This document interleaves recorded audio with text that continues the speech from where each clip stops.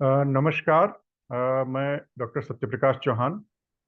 आज भारत आरोग्य संगठन द्वारा जो हमारे स्वास्थ्य के दिशा में कार्यक्रम किए जा रहे हैं, उन्हीं कार्यक्रमों की श्रृंखला में आज हम लोग फिर आज यहाँ पे एकत्रित हुए हैं। और आज हमारे कार्यक्रम का उद्देश्य कुछ ऐसा है जो सामान्य रूप से जो शारीरिक बीमारियां होती हैं उनसे अलग हटके है, और एक विशेष सामाजिक सोच के साथ है जो आज के युवाओं को अत्यधिक प्रभावित कर रही है।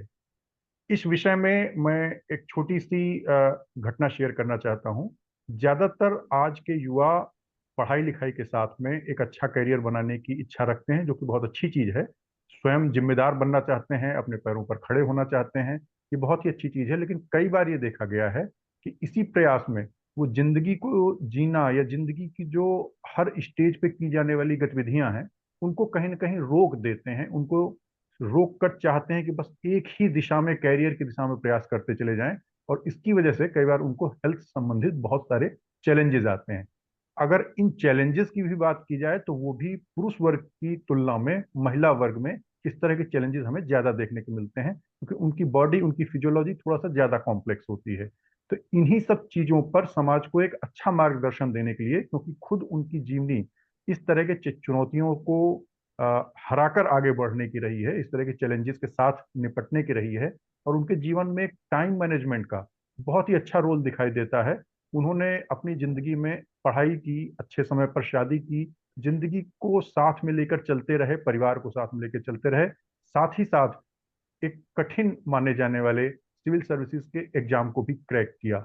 जिसके साथ उनकी जिंदगी से हमको ये एक मैसेज मिलता है कि अपने कैरियर को, अपनी इच्छाओं को भी साथ में लेके चला जा सकता है, परिवार को साथ में लेकर चलते हुए। तो यही एक अच्छा मैसेज देने के लिए हम लोगों ने आज के इस प्रोग्राम को आयोजित किया है। इस कार्यक्रम में आज की हमारी मुख्य अतिथि हैं, मुख्य वक्ता हैं श्रीमती सरिता सेठ जी, जो उत्तर प्रदेश शासन में एक वरिष्ठ पीसीएस अधिकारी हैं, जीएसटी विभाग से संबंधित हैं और हरदोई में इस समय तैनात हैं। तो हम मैडम को जल्दी ही सुनेंगे और उनकी जिंदगी की एक जो ये तमाम तरह की परिस्थितियों को उन्होंने कैसे हैंडल किया और किस तरह से फैमिली और कैरियर दोनों चीजों को मैनेज करते हुए आगे चली हैं, इसके बारे में मैडम से हम लोग जानकारी देंगे। लेकिन इस कार्यक्रम की सामान्य रूप से एक पारंपरिक शुरुआत करने के लिए, एक औपचारिक शुरुआत करने के लिए मैं सबसे पहले आमंत्रित करूंगा डॉक्टर वैशाली मैडम को, जो भारत आरोग्य संगठन की नेशनल हेड भी हैं फाइनेंशियल की।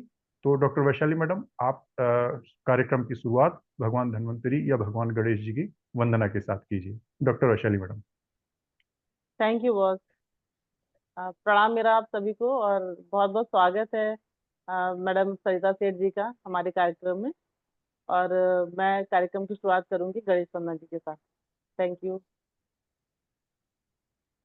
वक्रतुंड महाकाय, सूर्यकोटि समप्रभा, निर्विघ्नं कुरु मे देव, सर्व कार्येषु सर्वदा। धन्यवाद बॉस।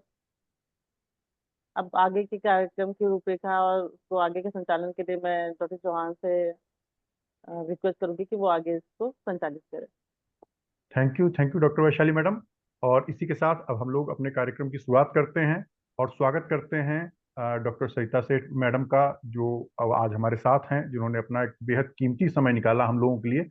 और जब हम लोगों ने इस कॉज पर और इस मोटो पर बात की कि ये एक ऐसा मैसेज है समाज में, युवाओं के बीच में जाना ही चाहिए, विशेषकर महिला समाज के बीच में, जिसके साथ में उनका न केवल कैरियर बल्कि परिवार और साथ साथ उनकी हेल्थ, जो अपने आप में एक बड़ा चुनौती बन चुकी है, इन सभी चीजों को हम सब एक साथ साध सकें।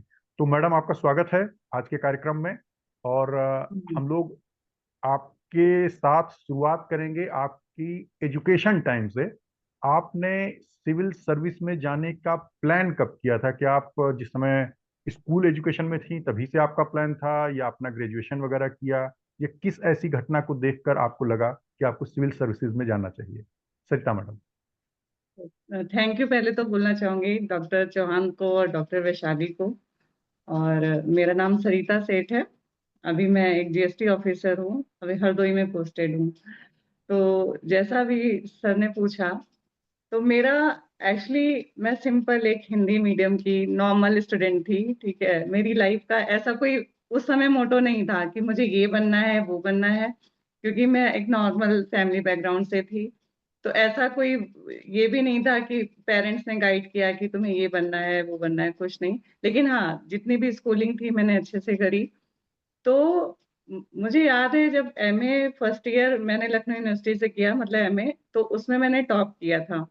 तो उस समय मेरे भाई के एक ट्यूटर आते थे, तो उन्होंने बोला कि बेटा तुम पढ़ने में अच्छी हो तो तुम इन एग्जाम की तैयारी किया करो। तो फिर मुझे ये एग्जाम के बारे में भी नहीं पता था, ठीक है।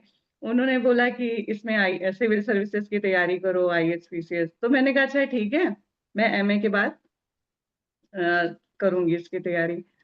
फिर एमए जैसे कंप्लीट हुआ, मेरी शादी हो गई, ठीक है। लेकिन मेरे मन में वो चीज थी। फिर शादी के मतलब शादी से जस्ट 1 महीने पहले ही मैंने कोचिंग वोचिंग में बात करी थी जाके। लेकिन फिर अभी सक्सेसफुल नहीं हो पाई, शादी हो गई। लेकिन लकली मैं इस मामले में बहुत लकी हूँ कि शादी के बाद जो ससुराल है मेरी, बहुत सपोर्टिव। इनफैक्ट हस्बैंड ने यही बोला कि तुम्हारा जो एम है आप अपना करना, मतलब ये नहीं कि शादी हो गई तो एक आप बंधन में बंध गई। आपका जो एम है अपना करना, तो ठीक है। तो शादी के बाद मतलब फैमिली का सपोर्ट था, मेरे मायके वालों का सपोर्ट था।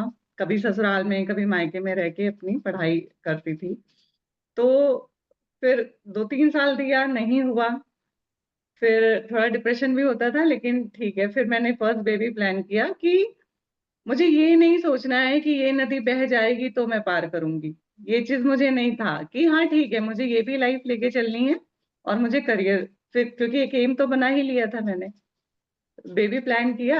मेरा एक बड़ा बेटा अभी 14 साल का है। उसके बाद भी फिर लगी रही थोड़ा बहुत। फिर हुआ लोअर पीसीएस में हुआ। फिर और ज्यादा लगा कि नहीं, इससे और अच्छा बेटर होना चाहिए। फिर मैंने थोड़ा सेकंड बेबी का प्लान थोड़ी देर मतलब थोड़े दिनों के लिए ड्रॉप किया था। फिर मैं इसमें क्वालिफाई हुई 2017 बैच में। उसके बाद मैंने सेकेंड बेबी प्लान किया। और फिर आज मैं सिलेक्टेड भी हूँ, मेरी फैमिली लाइफ भी बहुत अच्छे से चल रही है, और मतलब मैं बहुत खुश हूँ इस समय। तो ये रही बात इसमें, जैसे कोचिंग मैंने ज्वाइन करी उस समय कई सीनियर्स ने मुझे सपोर्ट किया है ना, नहीं पता था उन लोगों ने बताया। तो इसमें जहाँ मेरी फैमिली का रोल था, उन सीनियर्स का रोल था, टीचर्स का रोल था, उसके साथ साथ मतलब मेरा खुद का टाइम मैनेजमेंट ऐसा था, ठीक है। क्योंकि शादी के बाद मुझे सबसे ज्यादा यही खुशी है कि मैंने हर चीज करी। मतलब शादी के बाद मैंने अपने इन लॉज को भी बहुत खुश रखा, उनको खुश रखते हुए मैंने पढ़ाई करी। ऐसा नहीं कि मैं विरोध में जाके कि नहीं मुझे ये नहीं करना है, मुझे पढ़ाई करनी। तो ये थोड़ा करते हुए तो इसका रिजल्ट ये हुआ कि उन्होंने भी मुझे खूब सपोर्ट किया। तो स्टडी मतलब ऐसे ही है, लेकिन हाँ टाइम मैनेजमेंट ऐसा कि हस्बैंड का टाइम भी ना खत्म हो, बच्चे को भी टाइम दूं, इन लॉज को भी टाइम दूं, और फिर उसके साथ साथ अपनी स्टडी। तो चाहे उसके लिए जैसे सुबह 3 बजे उठती थी, 3 बजे उठ के पढ़ाई करती थी, रात में जब सब सो जाते थे तो पढ़ती थी। मुझे तो याद है कि मैं किचन में खाना बनाती थी और मोबाइल पे न्यूज लगा देती थी, तो न्यूज भी चल रही है साथ में। तो कुल मिला के ऐसे मेरी जर्नी रही है स्टडी की। थैंक यू मैडम, बहुत ही संक्षेप में आपने बहुत ही इंटरेस्टिंग और बहुत अच्छी स्टोरी सुनाई। इसमें आपने कई स्टेप्स ऐसे बताए जिसमें कि शादी होना, शादी के टाइम पे उस समय शायद उतना ज़्यादा आप प्लान भी नहीं थी कि शायद आपको सिविल सर्विसेज में जाना है। एक मन हम्म। बना लिया था लेकिन एकदम फोकस नहीं थी कि नहीं मुझे ये करना ही करना है। शादी हो गई तो उसके बाद आपने ये भी एक ये बहुत ही अच्छा आपका एक डिसीजन रहा, क्योंकि एक हम फीमेल हेल्थ या फीमेल फिजियोलॉजी के हिसाब से बात करें तो मैरिज, टाइमली बेबी होना, ये सभी ओवरऑल फीमेल हेल्थ को कहीं ना कहीं अफेक्ट करते हैं। और आज की जनरेशन में हम लोग जो नई चीज देख रहे हैं कि कैरियर जब एक बार सेटल हो जाएगा तब हम सारी चीजें आगे की प्लान करते हैं। इसके चक्कर में कई बार हम लोग देखते हैं कि हमारे तमाम जूनियर्स में और ऐसे उसमें 30 30 प्लस 35 एक ऐसी रेंज होती चली जा रही है उम्र की कि यहाँ पे शायद अगर आप कैरियर जाके बना भी लें तो काफी ज्यादा संभावना इस चीज की भी बन जाती है कि आप शायद लाइफ में सक्सेसफुल ना हो पाए। तो आपकी ये स्टोरी यहाँ पर कि आपने परीक्षाएं देनी शुरू की शादी के बाद, लेकिन उसको भी एक ऐसे फ्लो में मेंटेन किया कि जब समय था बेबी का तो आपने बेबी प्लान भी कर लिया। हो सकता है उस समय कुछ आपको इस तरह की एडवाइजेज भी मिली हो कि भाई इससे तो डिस्टरबेंस बहुत आएगा 1-2 साल के लिए आप शायद बहुत पीछे चले जाएं, जो आपका एक अभी वर्किंग या पढ़ाई का जो एक शेड्यूल बना हुआ है वो डिस्टर्ब हो जाए। लेकिन आपने जिंदगी में एक जो जैसा कि कहा कि हर चीज को साथ में लेके चलने की आर्ट रही, ये बहुत अच्छी होती है। और शायद जिंदगी में सफलता इसी चीज पर निर्भर करती है कि हम अपने परिवार के साथ साथ जिंदगी को साथ में लेते हुए करियर में आगे बढ़ें।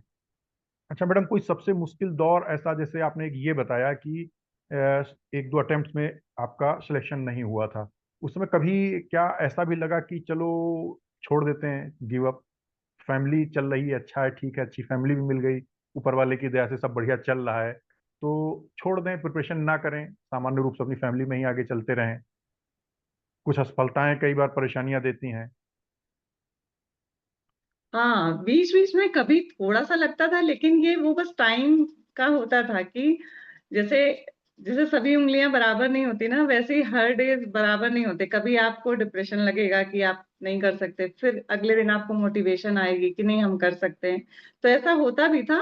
लेकिन मैंने बताया ना कि मेरी सराउंडिंग मतलब बहुत अच्छी थी, चाहे वो मेरा फ्रेंड सर्कल हो, मेरे हस्बैंड हो। अब इनफैक्ट मेरा बच्चा होने के बाद 3 साल बाद, मुझे अभी भी याद है जब मैं फेल हुई थी और मैं बहुत रो रही थी, तो मेरा बेटा बोल रहा था मम्मा आप क्यों रो रही हो, तो मैंने कहा मम्मा फेल हो गई। तो उसने बोला हम्म। तो क्या हुआ, फिर से नेक्स्ट टाइम आप पास हो जाओगे।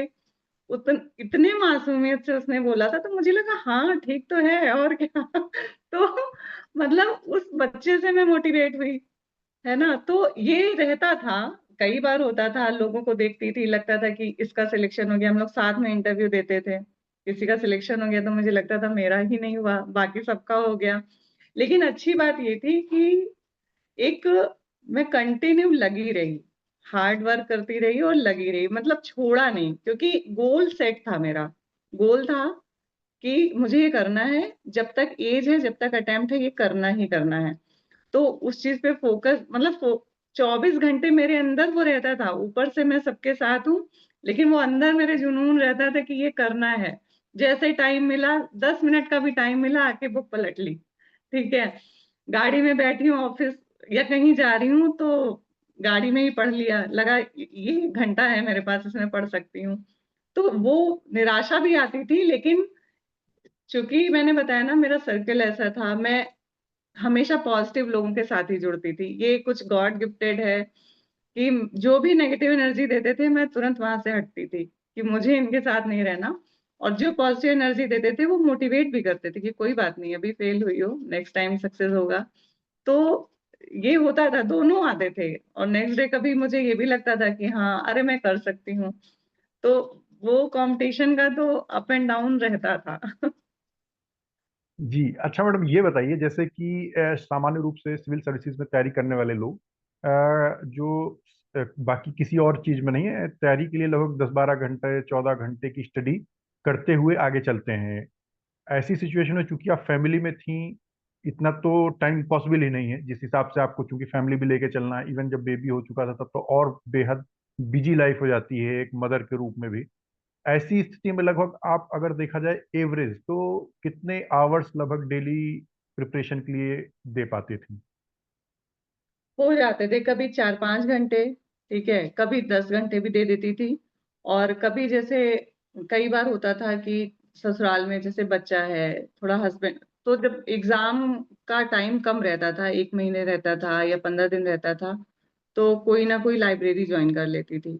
या तो लाइब्रेरी ज्वाइन कर ली, या कहीं ऐसी जगह चली गई, कोचिंग चली गई, वहां पे कोई एक क्लास कोने में पकड़ लिया जहां मैं 10-12 घंटे आराम से पढ़ाई कर सकती थी। तो ऐसा कोई वो नहीं था, मतलब आज आज 10 घंटे पढ़ाई हो गई, हो सकता है कल 2 ही घंटे हुई हो। तो एक पर्टिकुलर ऐसा नहीं था, लेकिन एवरेज मैं छोड़ती किसी दिन नहीं थी। अगर मुझे शाम में कहीं जाना है, तो मैं सुबह से दिन तक पढ़ती थी, फिर ही शाम में मुझे कहीं जाना होता था। तो ये मैनेजमेंट करती थी। कंटिन्यूटी लगातार मेंटेन रखी, हाँ पारिवारिक परिस्थितियों के अनुसार, जब ज्यादा समय मिला तो ज्यादा पढ़ लिया, कम समय मिला तो भी उसको मेंटेन करते हुए आगे हाँ चलते रहे। हाँ अच्छा, हाँ। कभी इस चीज पे इस तरह का लगा कि कहीं जिंदगी में कुछ जल्दी डिसीजन ले लिया, शादी कर ली या बेबी प्लान कर लिया, अगर नहीं करते तो जिस एग्जाम को हम 4-4 या 5-5 घंटे आज दिन में मिल रहे हैं पढ़ने के लिए, शायद हमको 10-12 घंटे मिलते तो हम बहुत जल्दी उसको क्वालिफाई कर देते। इस तरह की चीज कभी फील आई कि ये डिसीजन समय से पहले लिया, ये कम सही था? ज्यादा बेहतर होता कि पहले तैयारी ही कर लेते, पहले अधिकारी ही बन जाते, उसके बाद शादी वगैरह करते? इस तरह का ख्याल आया क्या कभी? नहीं सर, मुझे तो नहीं आया, क्योंकि जो जैसे जिस एग्जाम की तैयारी मैं कर रही थी उसमें मैंने कुछ लोगों को देख रखा था। कुछ सीनियर्स थे जो 30 हो गए, 35 हो गए। अब उनके पास ना करियर है, ना उनकी सोशल लाइफ है, ना फैमिली लाइफ है। तो उनको देख के मुझे लगता था थैंक गॉड मेरी एक लाइफ तो चल रही है ना, क्योंकि केवल जी करियर ही नहीं है, आपकी सोशल लाइफ है, आपकी फैमिली लाइफ है, ठीक है, आपकी खुद की लाइफ है। तो सिर्फ करियर के लिए हम ये सब चीजें छोड़ दें। हर एज का एक चार्म होता है ना। शादी जी एक सही एज में शादी उसका चार्म होता है। आफ्टर 30 आप मदर बनते हो तो फिर बेबी की हेल्थ प्रॉब्लम, आप मदर की खुद की हेल्थ प्रॉब्लम रहती है। तो मुझे ऐसा मतलब मुझे ऐसा कभी फील नहीं हुआ, क्योंकि मुझे ये तो था ही कि मैं मेहनत कर रही हूँ, कहीं ना कहीं कुछ ना कुछ तो होगा ही, ठीक है। ये जरूर हुआ, थोड़ा सा लेट हुआ, लेकिन फिर मैंने फैमिली लाइफ भी तो एंजॉय करी।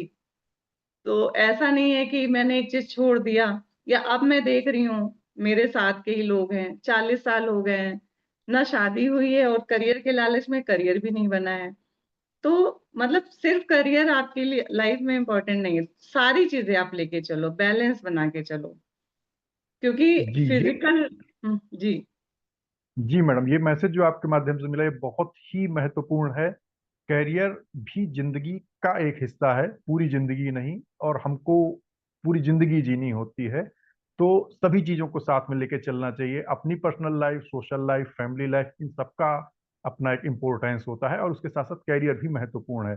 तो अगर एक अच्छा टाइम मैनेजमेंट करें, समय के प्रबंधन का ध्यान रखें, तो हम इन सब चीजों को एक साथ भी लेके चल सकते हैं। जैसा कि उसका एक उदाहरण आपकी लाइफ प्रत्यक्ष, मतलब हम सभी लोगों के सामने है ही। जिन चीजों को हम ये मानते हैं कि अभी इसको भी निगेटिव और पॉजिटिव में, ये आपके अंदर की एक पॉजिटिविटी है कि आपने इस सिचुएशन को इस तरह से ले लिया कि ठीक है, अगर सिविल सर्विस में 1 या 2 साल लेट सिलेक्शन हुआ, तो भी मैंने उस जो 1-2 साल के समय को था उसको फैमिली लाइफ में या अपने एक निजी जीवन के रूप में, पर्सनल लाइफ के रूप में अच्छे से एंजॉय किया। तो वाकई ये चीज भी मतलब बड़ी दुर्लभ मानी जाती है। तो बड़ा अच्छा मैसेज है मैडम आपके लाइफ से हम लोगों को जो मिलता है। क्या आज की एक यंग जनरेशन जो एक तरह से एकदम फुल्ली कैरियर ओरिएंटेड है, इवन आज के टाइम पे जो यंगस्टर्स हैं, यंग, चाहे बॉयज की बात करें, गर्ल्स की बात करें, उन्होंने एक नया ही एक शेड्यूल या एक बना रखा है लाइफ का, कैरियर, कैरियर एंड कैरियर। इसके अलावा उनके पास फैमिली लाइफ या मैरिज वगैरह इसके बारे में तो सोचते ही नहीं। और बहुत से जो लोग आज नए मैरिज में जा रहे हैं, मैरिज के बाद बेबी प्लान तो करना ही नहीं है। मतलब सबकी एक अपनी एक जिंदगी जा रही है कि बस जस्ट टू अर्न, पैसा कमाना है, और फिजिकल या समझें कि जो भौतिक संसाधन है उसी को इकट्ठा करते रहना है। इस तरह की जिंदगी या इस तरह की थॉट के बारे में आपका क्या मैसेज है? हाँ सर, मैं तो इस चीज के फेवर में नहीं हूँ कि आप सिर्फ करियर ओरिएंटेड हो और फिर आप अपनी हेल्थ का ध्यान नहीं दे रहे हो, आप अपनी दूसरी लाइफ का ध्यान नहीं दे रहे हो। और आज के यंग जनरेशन से यही कहना चाहूंगी कि भाई मेहनत करो, पढ़ाई करो, लेकिन उसके साथ साथ ये सारी चीजें भी मत जाने दो, क्योंकि कोई टाइम चला गया तो वो वापस नहीं आएगा। जो आपकी एज शादी की है, जो आप अभी इंजॉय कर सकते हो कि एज में, वो बाद में नहीं आएगी, है ना। मैंने पहले ही बताया कि ये कभी नहीं सोचना है कि ये नदी बह जाएगी तो मैं पार करूंगा। नदी बहने दो, धीरे धीरे उसको पार करो। रही बात है, कंपटीशन है, नो डाउट कंपटीशन, हर एग्जाम में कंपटीशन है। आप पढ़ाई करो, लेकिन टाइम मैनेजमेंट करो। और फिर सिर्फ पढ़ाई मत करो, पढ़ाई ऐसे करो, पढ़ाई करो, रिवीजन करो, पढ़ाई करो, रिवीजन करो। सिर्फ 10 घंटे 12 घंटे किताब लेके बैठने से, शो करने से नहीं कि हाँ हमने पढ़ाई करी 10 घंटे, और फिर तो ऐसा टाइम शेड्यूल बनाओ कि 2 घंटे अगर पढ़ने हैं तो ढंग से पढ़ने हैं, ठीक है। उसके साथ साथ नहीं, मुझे ये चीज भी लेनी है। और ऐसा नहीं है, चलिए थोड़ा बहुत साल 2 साल 3 साल का अंतर ठीक है, कि हाँ मैक्सिमम 5 साल ठीक है, लेकिन ये नहीं है कि आप 40-40 साल तक की एज की आप शादी नहीं कर रहे हो। शादी इन द सेंस, शादी का यहाँ कोई फोकस मैं शादी पे नहीं कर रही हूँ। मेन ये है कि आपकी हर तरीके की नीड पूरी हो ना, आपकी बायोलॉजिकल नीड भी पूरी हो, आपकी सोशल नीड भी पूरी हो, ठीक है। तो आप हर तरीके जैसे खाने में सिर्फ दाल चावल होगा तो भी हमें अच्छा नहीं लगेगा। दाल चावल सब्जी रोटी सैलेड अचार कोई और तरीके सब्जी, तो जब बैलेंस होगा तो ही हमें वो थाली अच्छी लगेगी ना। तो ओवरऑल जो लाइफ का पैकेज है, सिर्फ करियर के लिए ये सब चीजें छोड़ना ये भी सही नहीं है। तो आप सारी चीजों को बैलेंस करते चलो, मेरा ये सजेशन है। जी मैडम, बहुत ही अच्छा सजेशन है वाकई। मतलब कहीं ना कहीं यंग एज में शायद जो भी किसी अलग तरह की एडवाइजेज के प्रभाव में हम ऐसा कर बैठते हैं। अदरवाइज मुझे लगता है जिंदगी में आगे जाने के बाद ज्यादातर लोग इस चीज को मानते भी हैं और महसूस भी करते हैं कि शायद सभी चीजों की जिंदगी में अपनी एक अलग इम्पोर्टेंस है, और सब चीजों को साथ में लेके चलना एक ज्यादा बेहतर जिंदगी हो सकती है केवल एक कैरियर की तुलना में। अ, कभी भी खासतौर से एक आपने सेकंड फेज की, आपका पहला फेज रहा एजुकेशन वाला लाइफ, जिसमें आप सब चीजें आराम से हैंडल करते हुए टाइम मैनेजमेंट के साथ चले। आफ्टर गेटिंग दिस जॉब, क्योंकि ये एक जिम्मेदारी भरा पद है, और परिवार के साथ साथ सामाजिक भी होना पड़ता है। परिवार की जिम्मेदारियों के साथ साथ जहाँ पे आप पोस्टेड हैं, बहुत बड़ी कम्युनिटी की तमाम जिम्मेदारियां आपको अपने सर पे लेनी पड़ती हैं। इन सब चीजों को हैंडल करते हुए आज परिवार को अभी भी आप साथ लेके चल रही हैं। क्या एक जिम्मेदारी भरी जॉब, एक बड़ा सरकारी पद कहीं आपको परेशान नहीं करता, या कभी ऐसा नहीं लगता कि कोई सिंपल सी नौकरी होती तो और आसानी से काम चल सकता था, इतनी जिम्मेदारी भरी नौकरी करने की क्या जरूरत थी? ऐसा कभी फील नहीं हुआ बड़े पद पर काम करने में जो एक स्ट्रेस और जिम्मेदारी रहती है, उसके अलावा हम कुछ और करियर बना लेते? नहीं सर, मुझे ऐसा नहीं लगा, मैं तो बहुत इंजॉय करती हूँ अपनी जॉब को। और उसका भी मैनेजमेंट ऐसा किया ना, मतलब जॉब पे जाना है तो फिर मैंने बताया ना कि अगर आपको जॉब पे जाना है और आपके पास टाइम नहीं तो आप अर्ली मॉर्निंग उठो, आप 2 घंटे पहले उठो, अपने सारे काम जो भी है आप वैसे करो। तो मतलब मुझे तो सर ऐसा कभी नहीं लगा, मैं जॉब भी इंजॉय करती हूँ, अपनी फैमिली लाइफ भी इंजॉय करती हूँ। थोड़ा सा टफ हो जाता है, टफ होता है, लेकिन ये संभव नहीं कि आप मैनेज नहीं कर सकते।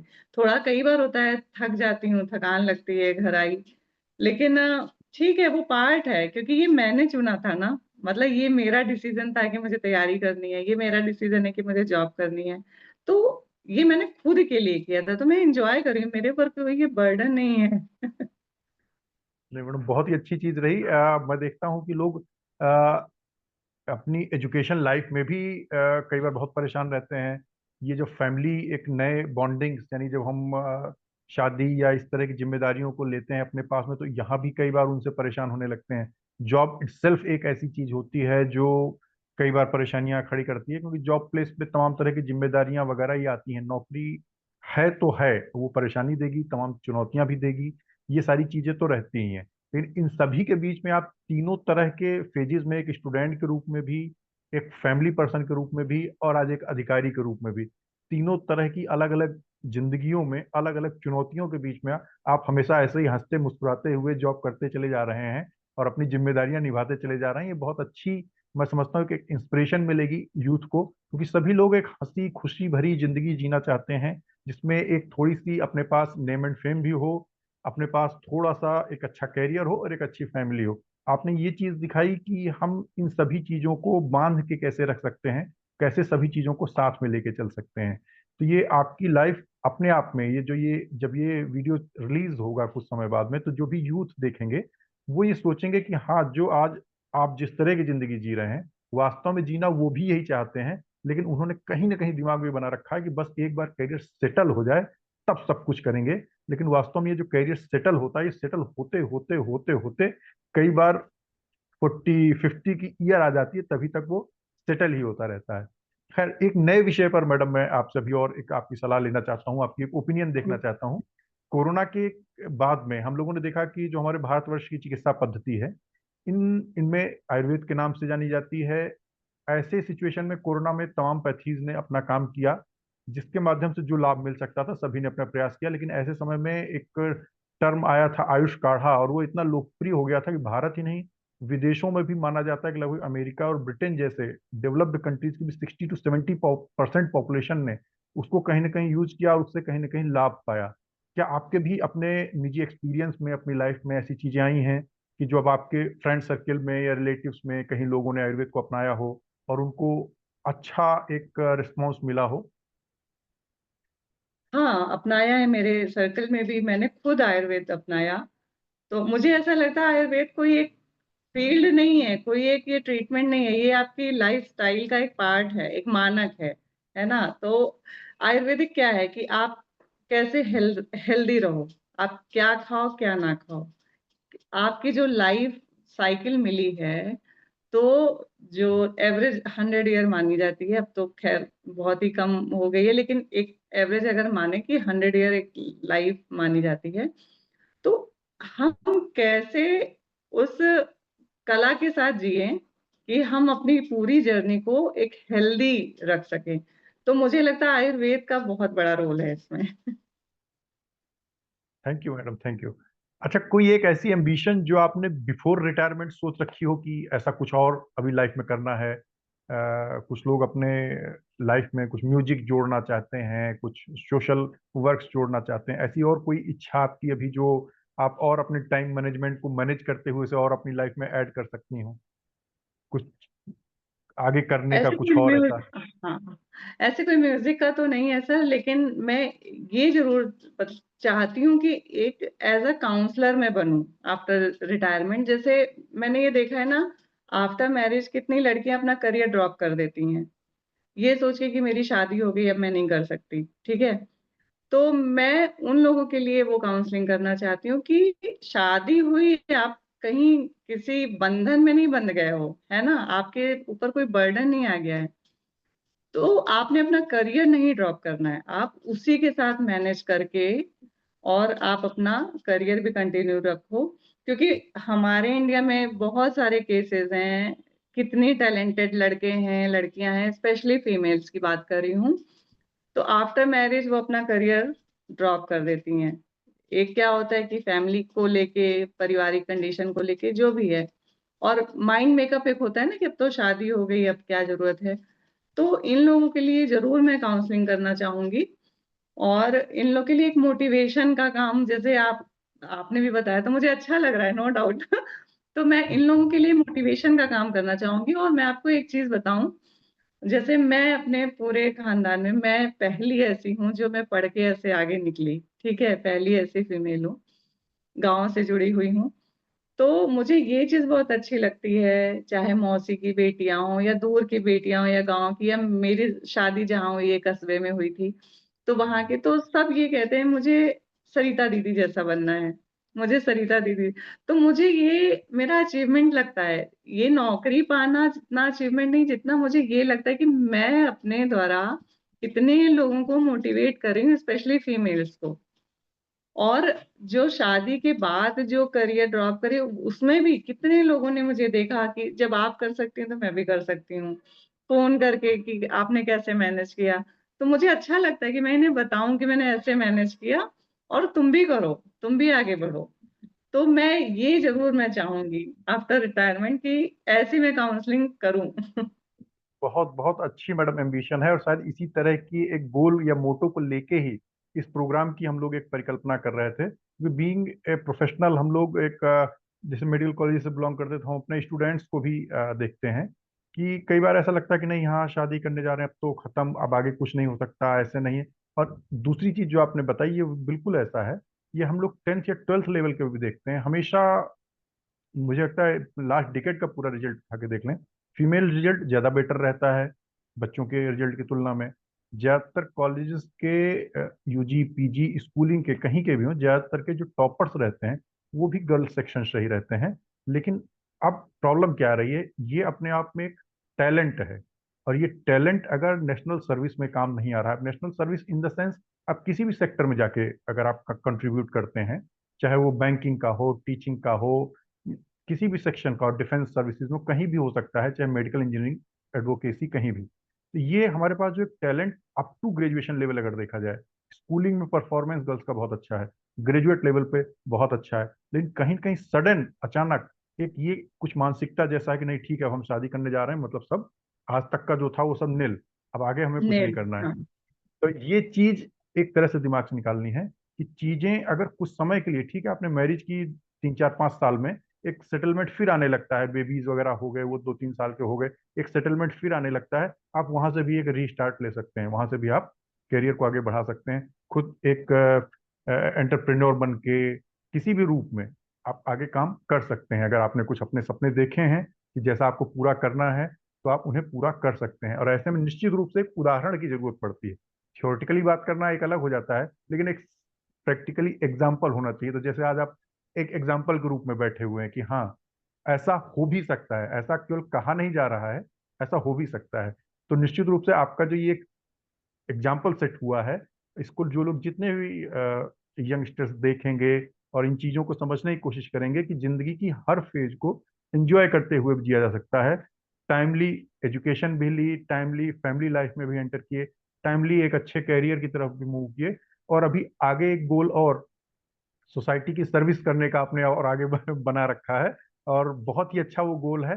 50% पॉपुलेशन डायरेक्ट अफेक्ट होती है आपके गोल से। और एक बड़ा टैलेंट जो कहीं ना कहीं यूज नहीं हो पा रहा है, केवल एक मोटिवेशन ना मिलने की वजह से या सही डायरेक्शन ना मिलने की वजह से। अगर वो सही तरह से मोटिवेट होकर सही डायरेक्शन में काम करेंगे, तो ये अल्टीमेटली पूरे समाज को फायदा मिलेगा। ज्यादा टैलेंटेड लोग जब आएंगे, तो हर एक कैरियर, हर एक जो सेक्टर है, वो कहीं ना कहीं ग्रो कर सकता है। तो आपके इन्हीं हंसमुख स्वभाव के कारण और स्माइल के साथ आपने जो ये सारी चीजें शेयर की, मैं समझता हूँ यंगस्टर्स के लिए, यूथ के लिए ये बहुत ही ज्यादा इंस्पायरिंग और मोटिवेशनल रहने वाली हैं। केवल एक छोटा सा मैसेज मैं चाहूंगा आपके माध्यम से आज की यंग जनरेशन के लिए, जो भी आप देना चाहते हैं, एक मैसेज जरूर दीजिए। मेरा ये मैसेज है कि आप यंग हो, खूब मेहनत करो, अपना करियर बनाओ, खूब मेहनत करो, जी जान लगा दो, लेकिन हर चीज को लेके चलो बैलेंस करते हुए।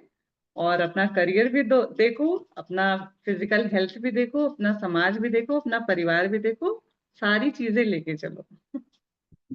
Thank you madam, thank you madam. आज के इस कार्यक्रम में हम लोगों के साथ थी श्रीमती सरिता सेठ मैडम, जो कि वर्तमान में एक वरिष्ठ पीसीएस अधिकारी हैं और हरदोई जिले में उत्तर प्रदेश सरकार के अधीन कार्य कर रही हैं। मैडम की जिंदगी सभी के लिए प्रेरणा थी। रनिंग फ्लो में सभी चीजें साथ में लेके चलना, जिसमें सबसे बड़ा रोल था टाइम मैनेजमेंट का। पढ़ाई के साथ परिवार को मैनेज करना, परिवार के साथ कैरियर को मैनेज करना, तैयारी करना, उसके बाद भी आज एक अधिकारी के रूप में भी अपने कैरियर को भी फोकस कर रही हैं और परिवार को भी साथ लेके चल रही हैं। और साथ ही साथ उनके विचारों में वो भारतीय मानसिकता, वो भारतीय संस्कृति छुपी हुई है, जिसमें परिवार, समाज, स्वयं को और कैरियर, सभी चीजों को एक साथ साधा जा सकता है। कहीं ना कहीं निश्चित रूप से मैडम ने इस चीज का क्रेडिट दिया फैमिली को, अपने फैमिली मेंबर्स को, अपने फ्रेंड सर्किल को, रिलेटिव्स को, क्योंकि हमेशा से मैडम ने कहा कि वो पॉजिटिव लोगों के बीच में रहीं और हमेशा से पॉजिटिव माइंड मेकअप के साथ में हमेशा आगे बढ़ी, और निगेटिव जहां भी मिला मैडम तुरंत उससे एस्केप कर गई। ये एक बहुत अच्छी मैसेज भी है कि कहीं ना कहीं हमारा ब्रेन अफेक्ट जरूर होता है। जहां लगता है कि निगेटिविटी डोमिनेंट हो रही है और कुछ हारने की बातें हो रही हैं, कुछ ना अचीव कर पाने की, या एक निगेटिव माहौल बनता जा रहा है, वहां से खुद को डिटैच कर लेना बहुत अच्छी चीज रहती है। तो मैडम के लिए मैं फिर एक बार बहुत बहुत बधाई, बहुत बहुत आभार व्यक्त करता हूं कि मैडम ने इस कार्यक्रम के लिए अपना समय दिया। और मैं चाहूंगा कि न केवल ऑनलाइन माध्यम से, अगर कभी संभव हो सका तो ऑफलाइन माध्यम से जो आज के यूथ हैं, उनको जब गाइडलाइन की जरूरत पड़े, क्योंकि इस तरह के विषय में बहुत ज्यादा कंफ्यूजन होती है। जैसे ही एक शादी के रिलेशंस आते हैं, मैं देखता हूँ कि पेरेंट्स, उनको लगता है कि किसी अच्छी फैमिली का रिलेशन है बच्ची के लिए, तो सोचते हैं पता नहीं बाद में आए ना आए, इसको यहीं पे कर लेना चाहिए। बच्चों के दिमाग में यह है कि अरे नहीं, यहीं से तो अब खत्म, न पढ़ाई आगे न करियर खत्म, सब खत्म, तो इसलिए कोशिश करते हैं इसको हटा देते हैं, पहले इधर देख लेते हैं। तो इस तरह की जो कंफ्यूजन्स होती हैं, उनको वही लोग दूर कर सकते हैं जो इस तरह के रास्ते से होके पहले गुजर चुके हैं और उन्होंने उन्हें इस हर तरह के परिस्थितियों का अनुभव है। तो हम चाहेंगे कि मैडम ऑफलाइन भी इस तरह का भी कोई कार्यक्रम हो तो आप एक गेस्ट के रूप में आएं और नई यूथ का हमारा मार्गदर्शन करें। तो धन्यवाद मैडम, जी आपने बिल्कुल आज बिल्कुल। बहुत बहुत बहुत अपना कीमती समय हम लोगों को दिया। मैं बहुत बहुत धन्यवाद, आभार व्यक्त करता हूँ। Thank you madam. तो थैंक यू ये था, सर, थैंक यू। ये थी मैडम डॉक्टर सरिता सरिता मैडम, जिन्होंने अपना समय हम लोगों को दिया। आज के इस कार्यक्रम को मैं यहीं संपन्न करता हूं, और अगले किसी कार्यक्रम में हम फिर किसी अच्छे विषय के साथ में दोबारा से उपस्थिति दर्ज करेंगे और किसी गूढ़ विषय पर दोबारा से चर्चा करेंगे। तो सभी का धन्यवाद। अब मैं आज के कार्यक्रम को समाप्ति की घोषणा करता हूं। धन्यवाद।